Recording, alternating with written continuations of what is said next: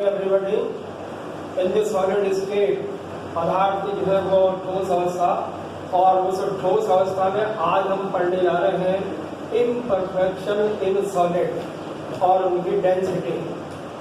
तो इम्परफेक्शंस और उनकी डेंसिटी में सबसे पहले हम ये जानना चाहेंगे कि यहाँ इस क्रिस्टल जालक में जो उनकी यूनिट सेल है, एकक कोशिका है, उस एकक कोशिका का घनत्व किस प्रकार से ज्ञात करें। डेंसिटी आपको मालूम है कि हमारी जो डेंसिटी होती है डी, ये डी इज इक्वल टू होता है एम अपॉन वी। तो सबसे पहले एकक कोशिका का द्रव्यमान और फिर उसका आयतन। जहाँ तक इसके आयतन की बात आती है तो आपको मालूम है कि हमारे जो सभी जो ये यूनिट सेल हैं वो घनाभ यूनिट सेल होते हैं, और इन घनाभ यूनिट सेल में जो भुजा की जो लंबाई होती है ये ए होती है, और एक सिंपल क्यूब के अंदर ए जो है वो सभी बेसिस के ऊपर होगा। तो हम ये कहेंगे कि किसी घनाभ का जो वॉल्यूम है, आयतन, ये किसके बराबर हो जाएगा, ए क्यूब के। हमें एक भुजा की लंबाई मालूम हो तो हम उसे किसी घनाभ के आयतन को बता सकते हैं। तो ये तो होगा हमारा वॉल्यूम के बारे में। अब बात आती है कि इसका द्रव्यमान कैसे निकालें। तो द्रव्यमान निकालने के लिए आपको क्या करना होगा कि सबसे पहले तो इस यूनिट सेल में नंबर ऑफ द एटम, अर्थात जो कंपोनेंट है उनकी संख्या कितनी, ये कंपोनेंट, तो कंपोनेंट जो है अवयवों की संख्या कितनी। तो सबसे पहले अवयवों की संख्या कितनी, तो मान लीजिए कि हमारे कुल अवयवों की संख्या होगी जेड, और उसके बाद में उस अवयव, यहाँ पे अवयव का मतलब क्या होता है, या तो आयन होगा या परमाणु होगा। तो जब आयन है तो आयन का द्रव्यमान, ठीक है, और अगर वो एटम है तो उसका परमाणु भार। और इस तरह से कंपोनेंट का मतलब यहाँ पर एटम से लिया गया है। तो उस एटम का कंपोनेंट जो हमारा एटम है, उस एटम का ये जो वेट है वो होता है स्मॉल एम, परमाणु का भार एम। अब आपसे पूछा जाए कि आप किसी तत्व का परमाणु भार कैसे ज्ञात करेंगे, तो तत्व के परमाणु भार को ज्ञात करने के लिए हमें पहले उसका मोल वेट चाहिए, अणुभार, परमाणु भार या आयन का भार। इस एम का मतलब 3 तरह से हम रीड करते हैं। तो सबसे पहले तो उसका आपका परमाणु भार, अगर आप परमाणु कंपोनेंट आपका परमाणु है तो उसका कुल परमाणु का भार, कंपोनेंट आपका अगर आयन है तो आयन का भार, ठीक है, ये आपको ध्यान रखना है। अब उस परमाणु भार में आप एवोगैड्रो नंबर जो हमारा 6.02 × 10⁻23 ये जो होता है ना, तो उस एवोगैड्रो की संख्या को परमाणु भार से विभाजित कर देंगे तो आपको एक परमाणु का भार आपके पास में आ जाएगा। कुल परमाणु की संख्या कितनी है जेड, और एक परमाणु की भार कितना हो गया स्मॉल एम। तो हम कहेंगे कि उस यूनिट सेल का जो टोटल मास है वो द्रव्यमान वो हो गया जेड इंटू एम, ये जेड इंटू एम। तो ये एम हमने इस प्रकार से याद कर लिया। अब इसे वो इन दोनों को इस फॉर्मूले में आप पुटअप करें तो हमारा डेंसिटी इज इक्वल टू हो जाएगा z capital M small upon a cube. ये जो स्मॉल एम को आपने कैसे डिटरमाइन किया, एम अपॉन एन ए से। तो अब आपका फॉर्मूला हो जाएगा जेड अपॉन ए क्यूब और M capital upon N A. तो इस प्रकार से हमारे पास में ये 5 पैरामीटर्स हो गए। एक डेंसिटी का पैरामीटर डी हो गया, ठीक है, ये डी हो गया। उसके बाद फिर ये परमाणु का जो आपकी संख्या हो गई, ये उसका परमाणु भार हो गया, एवोगैड्रो संख्या हो गई, और ये उसका आयतन हो गया। तो कुल मिला के 5 पैरामीटर में से अगर हमें 4 की वैल्यू मालूम हो तो हम इसमें किसी भी पैरामीटर की वैल्यू का डिटर्मिनेशन कर सकते हैं, उसकी गणना की जा सकती है। तो आपको ये फॉर्मूला जो है उसमें जब आपसे न्यूमेरिकल इसमें पूछे जाएंगे तो आपको ये फॉर्मूला आपको ध्यान रखना होगा, और उसमें इस फॉर्मूले में इन 4 का मान अगर आप पुटअप कर देंगे तो फिर आपको उस यूनिट सेल की डेंसिटी, ये हमारी एकक कोशिका है, इस एकक कोशिका की डेंसिटी अर्थात घनत्व का मालूम हो जाएगा। तो भिन्न भिन्न पदार्थों के लिए, भिन्न भिन्न ठोस के लिए डेंसिटी की जो वैल्यू होती है वो अलग अलग आएगी, क्योंकि सभी के जो परमाणु के भार या आयन के भार होते हैं वो अलग अलग होते हैं। अब हम आगे बढ़ते हैं इसमें इम्परफेक्शन इन सॉलिड। तो इम्परफेक्शन इन सॉलिड तो पहले तो आपको ये मालूम हो कि ये इम्परफेक्शन क्या है। डेंसिटी वाला टॉपिक हमारा समाप्त हुआ। अब हम आएंगे इम्परफेक्शन इन सॉलिड। तो इम्परफेक्शन का मीनिंग क्या है? देखिए, इम्परफेक्शन को जब आप 3 डायमेंशन स्ट्रक्चर में जब पढ़ते हैं हम, तो आपको मालूम है कि प्रत्येक परत जो होती है वो इन गोलों के रूप के अंदर इसको हम यहाँ पर दर्शाते हैं। मान लीजिए ये किसी ठोस पदार्थ है और उसकी ये 3 परतें हो गई, ए, बी और सी, ये 3 परतें हो गई। तो सॉलिड स्ट्रक्चर में सभी कंपोनेंट को गोले के रूप में दर्शाकर और फिर उनकी परतों के बारे में आप अध्ययन कीजिए। अब किसी ठोस अवस्था का जो आदर्श रूप है वो कब होगा, ये आपको मालूम होना चाहिए कि जब हमारा एटमॉस्फेरिक प्रेशर जो है वो 180 m हो, अर्थात 1 एटमॉस्फेरिक प्रेशर, और उस समय आपका टेम्परेचर, ये तो P की वैल्यू हो गई, और T इक्वल टू कितना हो, 0 डिग्री सेंटीग्रेड, और ये किसके बराबर हो गया, 273 केल्विन। तो जब हम किसी पदार्थ के ठोस अवस्था को 0 डिग्री अर्थात 273 केल्विन और 1 एटमॉस्फेरिक प्रेशर पर पढ़ते हैं, उस समय ये बिल्कुल एक आइडल सॉलिड कहलाता है, एक आदर्श ठोस संरचना कहलाती है। लेकिन आपको मालूम है कि हमारे जितने भी प्रयोग होते हैं लेबोरेटरी में, जितने भी एक्सपेरिमेंट होते हैं, उनमें 0 डिग्री से टेम्परेचर अधिक होता है। आपको मालूम है रूम टेम्परेचर कितना होता है अपना, ये जो रूम टेम्परेचर है RT, ये होता है हमारा 25 डिग्री सेंटीग्रेड, ये एक नॉर्मल माना गया। तो जब आप 0 डिग्री से जब 25 डिग्री सेंटीग्रेड के बीच में आएंगे तो टेम्परेचर कितना बढ़ गया। जब टेम्परेचर बढ़ जाता है तो फिर ये जो आपकी परतदार संरचना है ये फिर लूज हो जाती है, ढीली हो जाती है, और ढीली होने पर, लूज होने पर अब ये जो इसके अवयव हैं ये इधर उधर अव्यवस्थित हो जाते हैं।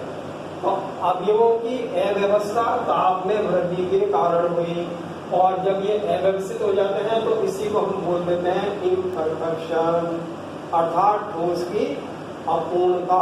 अब वो पूर्ण ठोस नहीं है, उसमें अपूर्णता आ गई। ये टेम्परेचर के बारे में आपको ध्यान रखना। दूसरा देखिए, दूसरी स्थिति क्या बनती है कि मान लीजिए कि आपने टेम्परेचर को इंक्रीज किया तो सभी जो ये मेटल है हमारी M, ये मान लीजिए थोड़ी ये धातु क्रिस्टल हमारा M, और सभी धातु क्रिस्टल M जो होता है, धातु होती है, वो मुक्त इलेक्ट्रॉन अर्थात फ्री इलेक्ट्रॉन रखती है। तो जब टेम्परेचर इंक्रीज होता है तो ये जो इलेक्ट्रॉन है ये एटम में से मूव करते हैं, अर्थात गतिशील हो जाते हैं।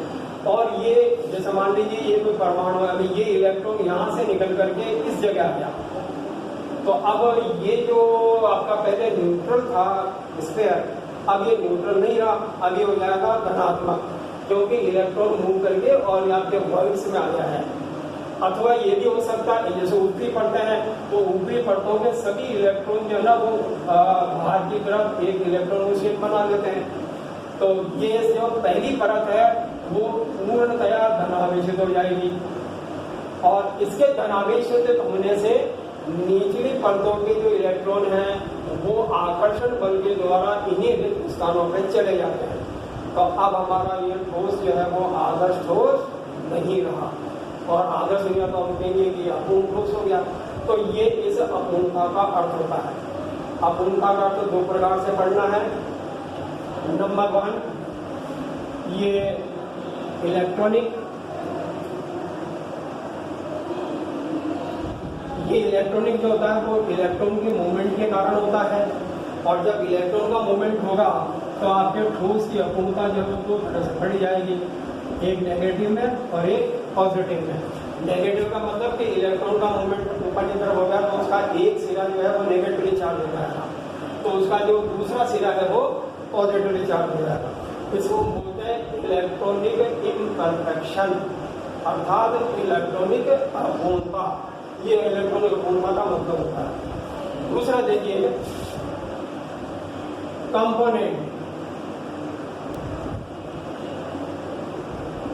अर्थात अवयवों की अव्यवस्था के कारण कि कोई एक अवयव जो है वो इसमें से अपना स्थान परिवर्तन कर ले। जैसे मान लीजिए कि ये जो अवयव था वो इसमें से यहाँ से हट गया, ये पूरा का पूरा अवयव यहाँ पे हट गया, तो ये जो है वो कंपोनेंट जो है ना वो यहाँ से मूव कर चुका है। तो जब इसके कारण कई कंपोनेंट्स में ये रिक्त स्थान बन गया, अब है नहीं, तब हम कहेंगे कि ये जो अव्यवस्था है या ये जो अपूर्णता है, ये इम्परफेक्शन है, it is due to the component, अर्थात अवयव के कारण ऐसा हुआ है। तो अपूर्णताएं दो प्रकार की, इलेक्ट्रॉनिक और अवयवों के रूप में। अब अवयवों के रूप में जब होगी तो आपको मालूम है कि जब ये इलेक्ट्रॉन मूव करते हैं तो सबसे पहले हम इसके बारे में थोड़ा डिटेल लेते हैं कि इलेक्ट्रॉन में जो मूवमेंट होता है तो इलेक्ट्रॉन के गतिशील होने से, जैसे ये इलेक्ट्रॉन किसी से बाहर निकल गया तो वहां पीछे ये एक ना पोर अर्थात छिद्र छोड़ जाता है, इसका गैप रहेगा। अब ये गैप होने के कारण इस जब ये पोर की संख्या बढ़ने लगेगी तो हम कहेंगे कि हमारे जो टोटल क्रिस्टल जालक है उसके वॉइड्स बढ़ जाएंगे। वॉइड्स का मतलब क्या हुआ? रिक्तिका, अर्थात रिक्त स्थानों की संख्या में वृद्धि होने लगेगी। तो जब रिक्त स्थान बढ़ने लग जाएंगे तो ये भी एक प्रकार का इम्परफेक्शन होगा, ये भी एक प्रकार की अपूर्णता हो गई।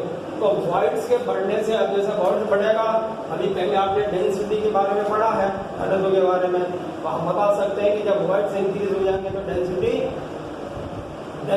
डिक्रीज हो जाएगी, अर्थात घनत्व में कमी आ जाएगी। जो पहले एक्चुअल घनत्व था वो अब नहीं रहा, इसी को हम बोल देते हैं अपूर्णता। ये अपूर्णता का कारण। तो इलेक्ट्रॉन के मूवमेंट होने से उनमें पोर जो है वो बनते हैं और ये सूक्ष्म जो छिद्र बनते हैं, ये छिद्र जो है वो रिक्त स्थान का कार्य करते हैं। तो कुल मिला के ये वॉइड्स को बढ़ा देते हैं, ठीक है, गट को बढ़ा देंगे, उसमें रिक्तिका को बढ़ा देंगे और इनके बढ़ने से अब इसके आयतन में वृद्धि हो जाएगी और आयतन में जब वृद्धि होगी तो घनत्व का मान कम हो जाएगा। ये होगी अपूर्णता के बारे में। इसी तरह से आपके अवयवों के बारे में देखिए, अवयवों के बारे में दो प्रकार से हैं। अवयवों के बारे में आप देखो पढ़ेंगे इम्प्योरिटी, अर्थात अशुद्धता। जैसे हमारे पास में एक ये क्रिस्टल लैटिस है और ये जो सिलिकॉन का है। तो पहले जब ये प्योर था तो इसमें सभी क्या थे? सिलिकॉन के परमाणु थे।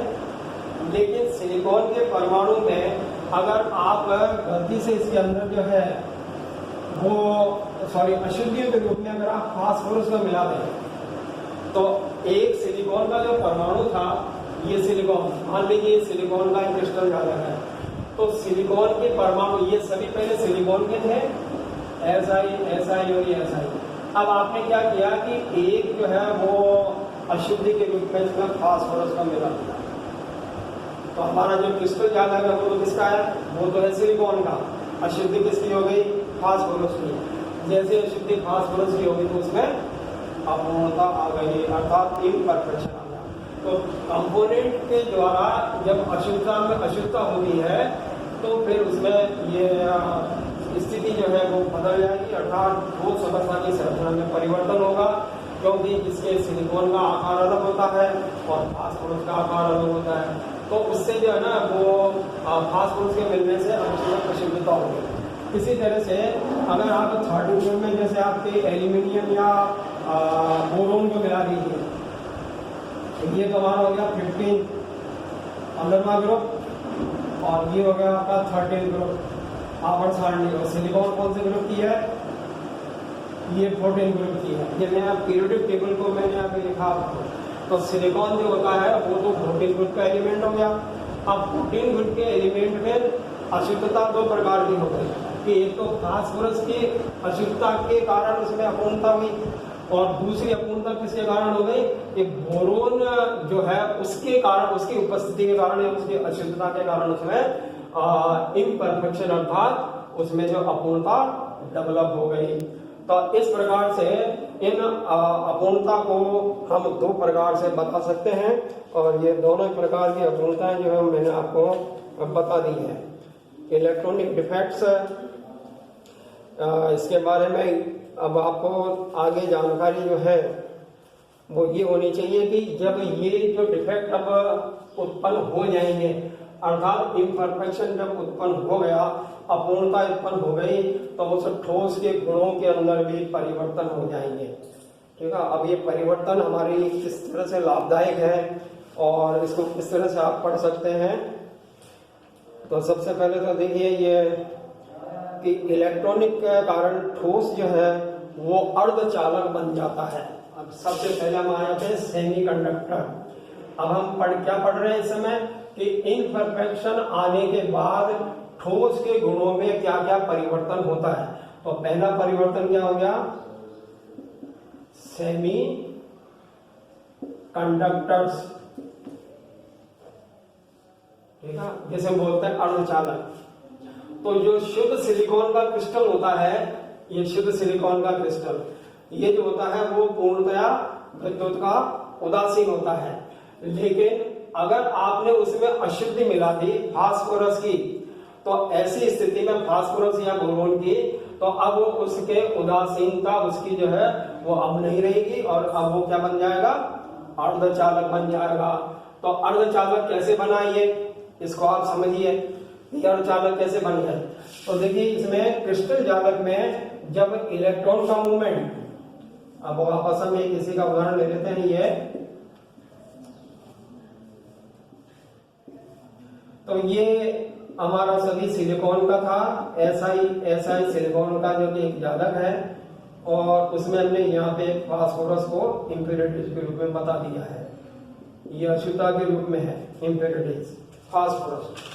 अब आपको इस पे ही ध्यान केंद्रित करना है कि इसकी उपस्थिति के कारण अब सिलिकॉन सेमीकंडक्टर कैसे बन गया, अर्धचालक कैसे बना। तो देखिए फास्फोरस की जो वैलेंसी होती है वो होती है 5, अर्थात इसके संयोजक कक्ष में 5 इलेक्ट्रॉन, और सिलिकॉन के अंदर जो है वो इलेक्ट्रॉन कितने होते हैं, आउटर मोस्ट शेल में 4। तो ये हो गया आपका 4 इलेक्ट्रॉन वाला, और ये हो गया 5 इलेक्ट्रॉन का। अब प्रश्न उठता है कि ये जो फास्फोरस है वो अपने अन्य निकटवर्ती सिलिकॉन के 4 परमाणु से तो अपना संबंध स्थापित कर लेगा, अर्थात रासायनिक आबंध बना लेगा। जैसे ये फास्फोरस है 1 2 3, ठीक है, ये 1 2 3 और ये 4, तो इसने 4 से अपने रासायनिक बंध बना लिए, और मैक्सिमम क्या ये 4 से बना सकता है। अब इसके पास में 5वां इलेक्ट्रॉन बैलेंस में रहेगा। तो ये जो इलेक्ट्रॉन है वो बाहर निकल के, अब क्योंकि वो फ्री इलेक्ट्रॉन है, तो ये इलेक्ट्रॉन जो है वो सिलिकॉन के वॉइड्स में आ जाएगा, और इसी ये तो एक इलेक्ट्रॉन ऐसा हुआ। अब इसका प्रभाव क्या पड़ेगा कि ये सभी इलेक्ट्रॉन बाहर निकल के और अपने अपने स्थान को यहाँ पे ये विस्थापित हो जाएंगे। तो इलेक्ट्रॉन का विस्थापन हो गया, और उसी के कारण अब ये इलेक्ट्रॉन फ्लो करने लगेंगे, अर्थात प्रवाह करने लगेंगे। तो बाह्य परिपथ के बिल्कुल विपरीत दिशा के अंदर इस इलेक्ट्रॉन की प्रवाह होने लगती है। और आपसे पूछा जाए कि ये विद्युत क्या है, आप इलेक्ट्रिसिटी तो पढ़ लेते हो, विद्युत, तो विद्युत की परिभाषा क्या है, विद्युत की परिभाषा होती है इलेक्ट्रॉन का प्रवाह, flow of the electron is electricity. तो ये इसका मतलब होता है। अब ये जिसमें इलेक्ट्रॉन का प्रवाह शुरू हो गया, तो अब हमारा ये सिलिकॉन क्या बन गया, सेमीकंडक्टर। ये सेमीकंडक्टर बना। इसी तरह से अब ये जो सेमीकंडक्टर इलेक्ट्रॉन रिच है ये, तो इलेक्ट्रॉन की संख्या में वृद्धि होने के कारण इसको हम यहाँ पर एन टाइप बोलेंगे। ये एन टाइप सेमीकंडक्टर कहलाएगा। अब दूसरी स्थिति में यदि हम इसी संरचना में क्या करें कि फास्फोरस के स्थान पर हमने ले लिया यहाँ पे बोरोन। बोरोन कौन सा, 13 ग्रुप का, ये बोरोन ले लिया। अब बोरोन की जो है उसमें इलेक्ट्रॉन की संख्या कितनी होती है, 3, और ये सभी हमारे सिलिकॉन के परमाणु हैं, SI। तो इन सभी SI के अंदर जो है ना वो इलेक्ट्रॉन है 4, बोरोन के पास है 3। तो बोरोन कितने रासायनिक बंध बना सकता है, 3 ही बनाएगा, क्योंकि 3 इलेक्ट्रॉन है उसके पास में। सिलिकॉन 4 बना सकता है, वो 4 बनाएगा। लेकिन जहां पर बोरोन स्थित है वो अपने निकटवर्ती 3 सिलिकॉन परमाणु से बंध बना लेगा, लेकिन उसके साथ में उसका जो चौथा स्थान है वो यहाँ पे रिक्त रहेगा। ये हमारा रिक्त स्थान। देखिए इसने इस सिलिकॉन, ये सिलिकॉन और ये सिलिकॉन, तो इसने उसने रासायनिक बंध बना लिए, इन तीनों के साथ तो बंध बन गए, लेकिन अब जो अगली परत है उसमें इस सिलिकॉन से ये बंध नहीं बना पाएगा। तो अब यहाँ पे क्या रह जाएगा, रिक्त स्थान हो गया। तो अब इसी रिक्त स्थान के कारण ये हो गया आपका पी टाइप। अब आपने इसको पी टाइप क्यों बोला? पी टाइप इसलिए क्योंकि यहाँ पर इलेक्ट्रॉन की कमी हो गई। कितने इलेक्ट्रॉन होने चाहिए थे पूरे क्रिस्टल जालक में बंध बनाने के लिए? 4, और इसके पास कितने? 3, तो 1 इलेक्ट्रॉन का शॉर्ट हो गया। तो 1 इलेक्ट्रॉन की कमी होने का मतलब हुआ कि धनावेश का मान में वृद्धि होना। तो 1 इलेक्ट्रॉन की कमी, उधर कहेंगे धनावेश में वृद्धि होना, इसलिए इसको कहेंगे पॉजिटिव टाइप सेमीकंडक्टर, अर्थात धन आवेशित ये अर्धचालक अब बन जाएंगे। तो एन टाइप और पी टाइप ये 2 प्रकार के अलग अलग आपके अर्धचालक हो गए। ठीक है, 13 ग्रुप के कारण पी टाइप बनेंगे, और जो हमारा 15 ग्रुप है उसके कारण ये बन जाएंगे आपके एन टाइप। अब देखिए एटॉमिक या पॉइंट्स डिफेक्ट के बारे में कि अवयवी कणों में जो नियमित व्यवस्था में जो विचलन उत्पन्न होता है, ठीक है, ये हमारे अवयवी, अब हम कंपोनेंट के बारे में आएंगे। अब इसमें विचलन किसका हुआ? ये इम्प्योरिटी के कारण विचलन हो गया, तो उससे उसके ठोस में अपूर्णता आ जाएगी। तो ये जो अपूर्णता उत्पन्न हुई है ये अनियमितता के कारण हुई है। इसको हम यहाँ पे पॉइंट डिफेक्ट के नाम से जानेंगे। और ये जो पॉइंट डिफेक्ट है वो उसको हम स्टाइकियोमेट्रिक डिफेक्ट भी बोलते हैं। स्टाइकियोमेट्रिक डिफेक्ट का मतलब होता है कि पूरे क्रिस्टल जालक में जब एक ही प्रकार के परमाणु होते हैं तो उसको तो कहते हैं हम स्टाइकियोमेट्रिक। और जब उसमें कोई अन्य अशुद्धि उत्पन्न हो जाए, जैसे कि बोरोन और फास्फोरस में, तो जब अन्य अशुद्धि हो जाए अथवा उसमें से कोई अवयवी कण अपना स्थान परिवर्तन कर ले, रिक्त स्थान बना ले, तो फिर ऐसी स्थिति में अब ये जो अपूर्णता यहाँ पे उत्पन्न हो रही है वो स्थान परिवर्तन व्यवस्था में अव्यवस्थित होने के कारण हो रहा है। तो अन्य पदार्थ की, अन्य परमाणु की उपस्थिति में अब हम ये कहेंगे कि ये जो परमाणु है, ये जो क्रिस्टल जालक जिस परमाणु का बना है वो अब आपके कहलाएगा स्टाइकियोमेट्रिक डिफेक्ट, अर्थात इसकी स्टाइकियोमेट्री भंग हो गई, इसका ये मतलब होता है। तो रिक्त स्थान उत्पन्न हो जाता है। और अब आप देखिए कि जैसे रिक्त स्थान उत्पन्न होगा तो उसका असर किसमें पड़ा? उसकी डेंसिटी में पड़ा, अर्थात घनत्व में कमी आ जाएगी। ये स्टाइकियोमेट्री हो गया। दूसरा देखिए इंटरस्टिशियल डिफेक्ट। तो ये स्टाइकियोमेट्री पहला सेमीकंडक्टर आपको बताया। नंबर 2 इनके आप साथ में लिखते भी जाए।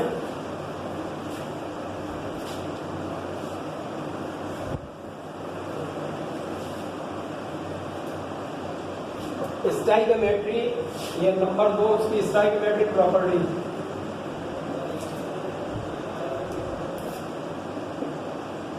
तो ये स्टाइकियोमेट्रिक डिफेक्ट हुआ अवयवों के कारण।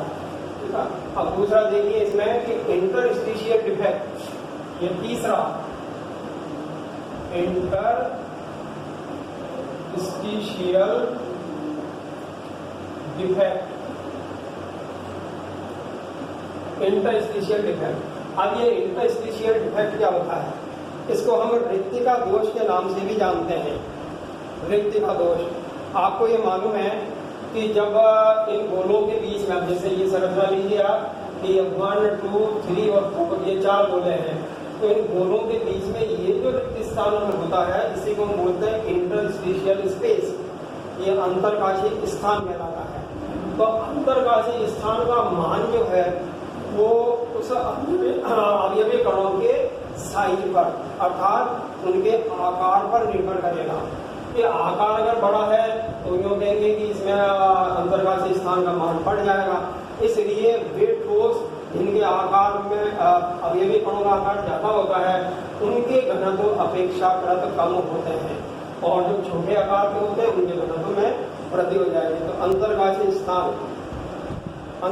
स्थान, अब ये शॉर्ट की एरर, इसको एक इससे भी हम पढ़ सकते हैं। ये तीसरे प्रकार की, हम आगे बढ़े चौथे प्रकार में शॉर्ट की।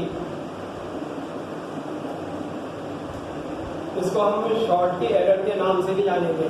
तो ये जो शॉर्टी एरर है ये शॉर्टी डिफेक्ट भी कहलाता है और एक प्रकार से ये व्यक्ति का दोष के नाम से भी जाना जाता है। अब ये उत्पन्न कैसे होता है? ये उत्पन्न कब होता है कि जब किसी ठोस पदार्थ को आप पिघला करके उसका क्रिस्टलीकरण करें और क्रिस्टलीकरण के बाद में जब वह पदार्थ ठंडा होकर के पुनः ठोस अवस्था में आता है तो उस स्थिति में इनके बीच में रिक्त स्थान बन जाते हैं, अर्थात वायु की उपस्थिति में, क्योंकि जब आप क्रिस्टलीकरण करेंगे तो वायु की उपस्थिति में करेंगे, ये वायु के संपर्क में होता है ठोस पदार्थ, तो उससे क्या होगा कि वायु के कण जो है वो ठोस पदार्थ के अंदर चले जाएंगे और उससे जो ये आपका अपूर्णता है वो अब आपके शॉर्टी एरर के नाम से जानी जाएगी। ये शॉर्टी एरर का मतलब ये क्रिस्टलीकरण से उत्पन्न होता है। तो क्रिस्टल के अंदर कुल धनायन ऋणायन और की संख्या समान रहती है, तो ठोस पदार्थ जो है ना वो शुद्ध उदासीन होता है, लेकिन धनायन ऋणायन लगभग समान आकार के हों तो शॉर्टी दोष में एक धनायन तथा एक ऋणायन जो है उनके निश्चित स्थान से चले जाते हैं और वो बाहर हो जाते हैं और उस स्थिति में ये जो प्रकाश जो शेष क्रिस्टल जालक में जो कुल धनायनों कुल आयनों की संख्या समान नहीं होती, जैसे कि NaCl, KCl और CCl, sodium chloride, potassium chloride और सीजियम क्लोराइड, इन रिक्तियों के द्वारा पड़ोसी आयन आगे की तरफ गति करता है, विद्युत धारा का वाहक बन जाता है तो ठोस अर्धचालक बन जाएंगे। तो अब हमें कहेंगे कि जो हमारा शॉर्टी एरर हुआ उसका एक बेनिफिट हुआ। क्या बेनिफिट हुआ, क्या लाभ मिला इसका? कि पदार्थ जब पहले उदासीन था, अब उदासीन से पदार्थ कैसा बन गया? अर्धचालक बन गया। तो जितने भी अर्धचालक हैं वो लगभग इन ठोस में अपूर्णता के कारण ही हो रहे हैं, ये इसका अर्थ निकलता है। उसके बाद देखिए फ्रैंकल डिफेक्ट। फ्रैंकल डिफेक्ट ये अलग अलग प्रकार के डिफेक्ट हैं, इसको हम फ्रैंकल डिफेक्ट्स बोलेंगे। ये फ्रैंकल वैज्ञानिक के कारण, ये शॉर्टी जो वैज्ञानिक का नाम है उसके कारण उसने पता लगाया था, तो फ्रैंकल भी एक वैज्ञानिक है। ये भी एक प्रकार का, ये जो फ्रैंकल डिफेक्ट है ये भी एक प्रकार का अंतरकाशी जो है वो डिफेक्ट के नाम अंतरकाशी दोष होता है। इसमें क्या होता है कि आयन अपना स्थान छोड़कर जालक के अंतरकाशी स्थानों पर चला जाता है। एक आयन, जैसे इसको आप इस तरह से समझ सकते हैं फ्रैंकल डिफेक्ट को कि ये सोडियम क्लोराइड की एक संरचना हो गई, अर्थात ये NaCl, Cl, ये Na, फिर ये Cl और ये Na, ये अल्टरनेट कॉम्बिनेशन इसका आप बनाएंगे, सोडियम के नीचे क्लोरीन, ये इस प्रकार से। अब क्या हुआ कि जब आपने इसका क्रिस्टलीकरण किया सोडियम क्लोराइड का तो पदार्थ पिघला, पिघलने पे क्या हुआ कि ये जो धनायन जो है ये सोडियम का आकार होता है छोटा, Na जो होता है ना ये क्लोरीन से बड़ा होता है, तो ये छोटा हो गया। तो ये छोटे जो धनायन है वो अपना स्थान यहाँ से इसने लिया, हटाया और ये कहाँ चला गया? ये रिक्त स्थान पे चला। तो जो धनायन जो था वो इसमें चला गया, अब ये स्थान रिक्त हो गया तो रिक्तिका का मान बढ़ गया, अर्थात इंटरस्पेशियल जो हमारे स्पेस थे ना वो अब इंक्रीज हो गए। तो इस प्रकार के जो डिफेक्ट है उसको फ्रैंकल डिफेक्ट के नाम से जाना जाएगा। तो धनायन या ऋणायन अपना स्थान परिवर्तन करके अंतरकाशी स्थानों में चले जाते हैं और उससे जो अपूर्णता उत्पन्न होती है, ये अपूर्णता जो है वो फ्रैंकल डिफेक्ट या फ्रैंकल एरर के नाम से जानी जाती है। तो इसके द्वारा आप समझा सकते हैं, जैसे कि AgCl, AgBr और ZNS, ठीक है। तो इन AgCl में AgBr के आप शक्ति को मिला दीजिए तो उसके अंदर क्या होगा कि Ag के जो परमाणु हैं वो अपना स्थान परिवर्तन करके और वो रिक्त स्थानों में चले जाएंगे और रिक्त स्थान में जाने से उसमें वो उनमें जो है वॉल्यूम अर्थात आयतन में वृद्धि हो जाएगी और आयतन में वृद्धि होने से उनके घनत्व के मान में कमी हो जाएगी, ये इसका मतलब है। तो ये फ्रैंकल एरर के बारे में। अब हम एक लास्ट टॉपिक और ले लेते हैं, non stoichiometric defect. Non stoichiometric defect, आपने स्टाइकियोमेट्रिक डिफेक्ट तो पढ़ लिया, अब देखिए नॉन स्टाइकियोमेट्रिक नंबर 6, ये नॉन स्टाइकियोमेट्रिक डिफेक्ट, ये नॉन स्टाइकियोमेट्रिक,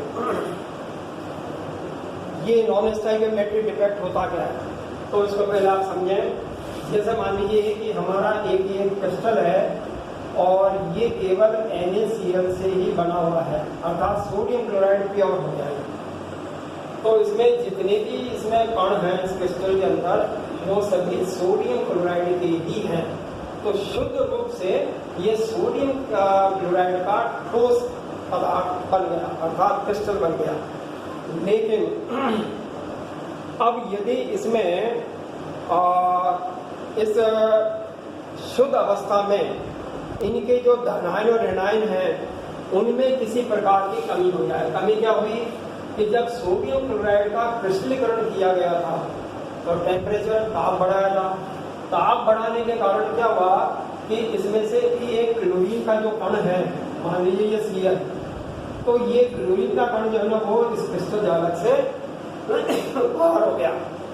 जैसे ये बाहर हुआ तो हमारे सोडियम के कणों की संख्या में तो वृद्धि हो जाएगी और क्लोरीन के कणों की संख्या में कमी हो जाएगी। तो इसका मतलब हुआ कि धनायन अथवा ऋणायन की संख्या के अनुपात में कमी हो जाती है।